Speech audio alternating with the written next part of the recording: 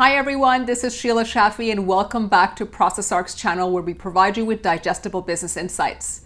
Today's topic is all about innovation. I want to discuss exactly what innovation is, so let's talk about the definition, and then the three main types and ultimately the categories within the world of innovation.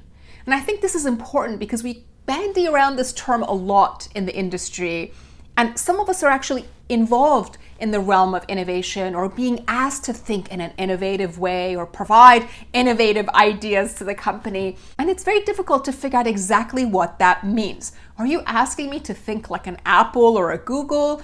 Or can I just give you an idea that I have? So let's start with the definition of innovation.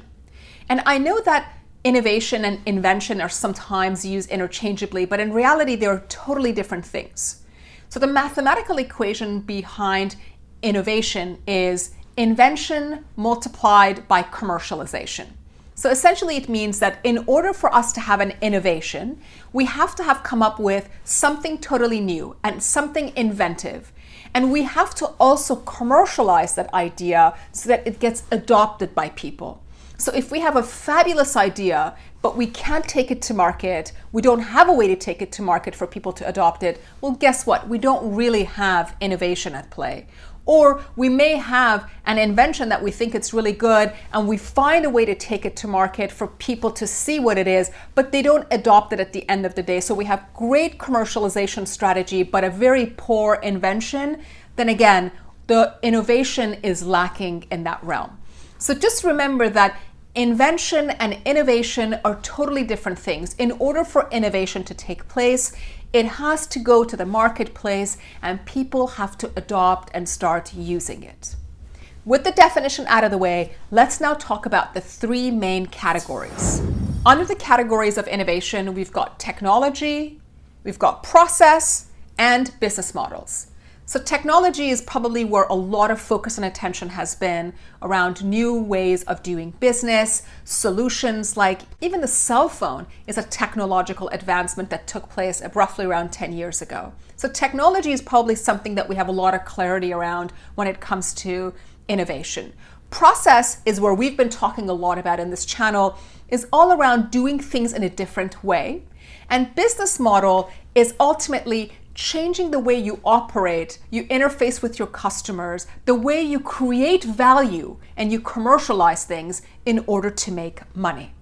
So those are the three main types around innovation. Now let's talk about the three main categories that are under the realm of innovation. Within the three categories, you have disruptive, you have incremental, and lateral. Disruptive is probably what we hear a lot about, and most often it's not described or used correctly. Dr. Christensen at MIT has a very well-defined definition for disruptive technology, and think of it as democratizing something. It's being able to give a product or service to people that once was really not attainable, but now everybody has access to. So think about cell phones, for example. 15, 20 years ago, not everybody had access to a cell phone. A lot of technological advancements had to take place. A lot of disruption had to take place in order for us to take something that only a few people had access to and then essentially allowed a much larger set of the population to be able to purchase and use it.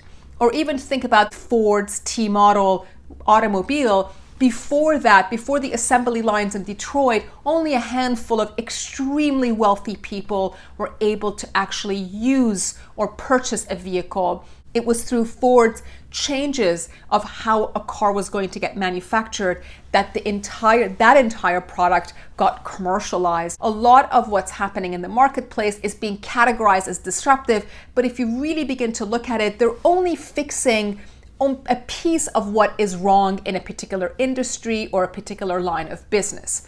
So I would probably categorize a lot of what's happening out there as more incremental than disruptive. And the last category, which is around lateral type of innovation, is when you go to a different industry, when you go outside of your line of business, look for best practices, look for ways that work is getting done there, and then bring those ideas back into your business or industry. So that's the lateral concept. So for all of you people who are interested in creative problem solving and innovation, chances are the majority of us are going to be hovering in the space of category and process and then incremental innovation. And that's totally fine. I think that's a great place to be, because still you have to identify points in the process or in an industry where friction exists and coming up with solutions that take that friction out and improve the overall experience of a customer. That's it for the definition of innovation. I wanted to have that out there for all of you viewers so that we have clarity when I talk about having a goal of making you guys creative problem solvers so that you can continue to innovate, what kind of an innovation we're talking about. I absolutely would love to hear your thoughts. Please make sure you leave them in the comments section. Don't forget to subscribe. That really helps us, me in particular, continue to stay motivated to create these videos. I look forward to you guys next week, and thank you again for joining me today.